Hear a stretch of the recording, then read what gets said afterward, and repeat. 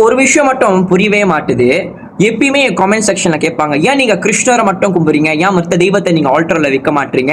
ஆனா நான் எவ்வளவோ பேர் நான் பார்த்துக்கிட்டு இருக்கேன், ஒரே ஒரு பெண் தெய்வத்தை மட்டும் அவங்க வந்து ஆல்டர்ல வச்சு வழிபடுவாங்க. சில பேர் ஒரே ஒரு ஆண் தெய்வம் மட்டும் வழிபடுவாங்க. அந்த கமெண்ட் செக்ஷன்ல போனா அந்த மாதிரி கேள்விகள் இல்ல. ஆனா நான் செய்யும்போது மட்டும், ஓ ஏன் கிருஷ்ணரை மட்டும் வழிபடுறீங்க, இந்த மாதிரி கேட்கறாங்க. ஓகே, எனிவே இப்போ உங்க அட்டென்ஷன் எனக்கு கிடைச்சிருச்சு. ஸோ இந்த விஷயத்தை நான் உங்ககிட்ட எக்ஸ்பிளைன் பண்ண போறேன். கண்ணன் பகவத்கீதாலி 10வது அத்தியாயத்தில் 8வது ஸ்லோகத்தில் என்ன சொல்றான்?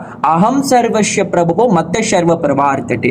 இந்த ஆன்மீக லோகமும் சரி, இந்த பௌதிக லோகமும் சரி, அகிலமே கிருஷ்ணர் கிட்ட தான் வந்ததுன்னு சொல்றான். அதே 10வது அத்தியாயத்தில் 2வது ஸ்லோகத்திலும் கண்ணன் சொல்றான், தேவர்களா இருக்கட்டும் மகரிஷிகளா இருக்கட்டும், அவன்தான் அந்த தேவர்களோட மகரிஷியோட ஒரிஜின், சோர்ஸ், அந்த ஆதின்னு ஒருத்தரை சொன்னமா அது கிருஷ்ணர் ஒருவனே. அதே போலவே 11வது அத்தியாயத்தில் கண்ணன் விஸ்வரூபத்தை காமிக்கும் போது, அங்க விஸ்வரூபத்தை அர்ஜுனன் தரிசனிக்கும் போது அர்ஜுனன் சொல்றாரு,